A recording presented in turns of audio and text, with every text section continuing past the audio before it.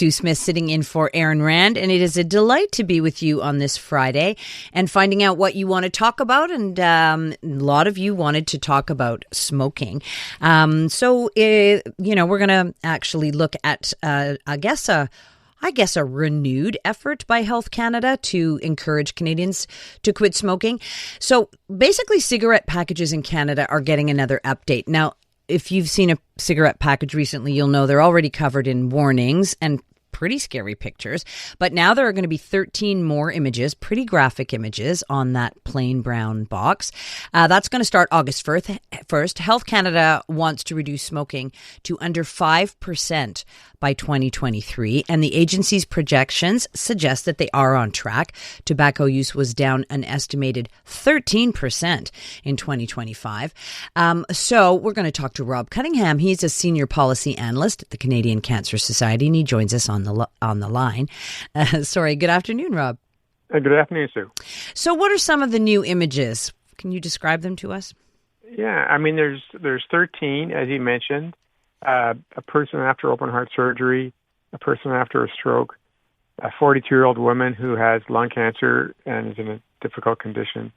There's one with a baby exposed to secondhand smoke, a tongue with cancer on it, a person in bed with throat cancer. And for the first time, there's a warning on colon cancer, a healthy colon and a colon with cancer. So those are some examples of the 13. What do you think of them? Well, we support them.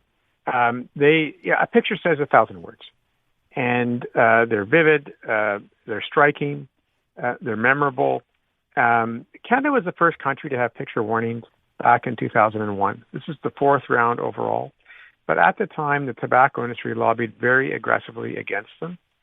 They were unsuccessful. They then had a constitutional challenge all the way to the Supreme Court of Canada. They lost. The Supreme Court unanimously upheld these warnings as valid. And now there's 140 countries and territories around the world that have followed that Canadian model and have these picture warnings. And that's an indication that these other governments have looked at the evidence and have moved ahead. Okay, so I guess the question becomes, though, at what point are they still efficient? Like, I understand, I take your point, and it does sound like Health Canada has really been reducing the number of smokers, and obviously this is one of the major tools. But how effective is it at this point to add, new images, in your view? Yeah, it's very effective. And the essential thing is, if they're unchanged for a very long period of time, they become stale. Their effectiveness decreases. So this is a new set of warnings after 2 years from the previous set. There are so many health effects from smoking that you need a lot of warnings. That's why there's 13.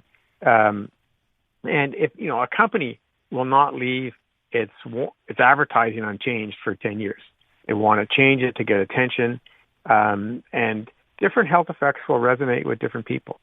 So it may be that at some point they become pregnant, or their spouse becomes pregnant, and they will look at that warning more closely, or their daughter-in-law, or has a baby, or there's a grandchild. So secondhand smoke, maybe more attention. A friend has a heart attack. They can look at them more closely. I'm just curious. I mean, obviously the statistics tell the story, and I'm not in any way suggesting that you're exaggerating, but I wonder if you've ever heard from people who have said, "Oh, yeah, I looked at the picture and I put down my cigarettes."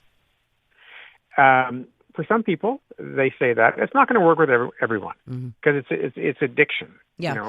And the impact over 20 years is much more than over 1 year. Yeah, it's probably cumulative. I was thinking that too.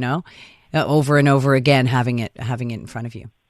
That's exactly right. And there's also warnings directly on individual cigarettes. That Canada was the first country to do that 2 years ago in 2024. Australia has also since followed suit. And, sometimes kids may experiment with smoking by obtaining a cigarette from a friend. They may see the cigarette but not the pack, but they'll see that warning on the cigarette. Yeah. And it'll be right there, in every community with every smoke break for 5 minutes in your hand. And what do they say? Well, for example, cigarettes cause cancer. One of them is, for the first time, cigarettes damage your liver. And, smoking does cause liver cancer. We've never had a warning on that message, but it's good that we do. You mentioned earlier that you've never had a warning for colon cancer either. So is this new science that's coming out, or just new ways of warning people? It's new ways of warning people. Mm-hmm. It's been known for many years that smoking causes colon cancer, but there's, I guess, so many other messages that have been out there that we finally caught up and got this one.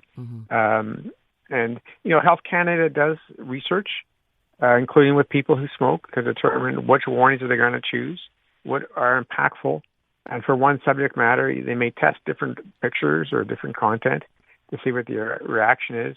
They do want to have this effective, and there's a ton of studies, whether in Canada or internationally, showing that the larger picture-based warnings are effective. I'm just wondering about other measures that other countries are taking, like, for example, in the UK, banning people under a certain age from buying cigarettes, from obtaining cigarettes. Are there other measures that you'd like to see Health Canada take, that, as well as this kind of graphic warning? Well, for sure, we support the UK approach. One thing that all provinces could do, and Quebec could do quite easily, is to increase the minimum age. In Quebec, it's 18 for tobacco and electronic cigarettes, increase it to 21. Very good evidence where it's been done in the United States that that's effective. PEI has already done it in Canada. There is promotion that remains. That should be banned. Quebec has an opportunity. They're receiving billions of dollars from the tobacco lawsuit settlement with tobacco companies. A portion of those new funds should be allocated to the provincial tobacco control strategy to strengthen those efforts, cessation programs and youth prevention and enforcement and policy development, communication campaigns in the media and so on. There should be fewer retail locations. I mean, we don't sell cannabis in convenience stores or gas stations.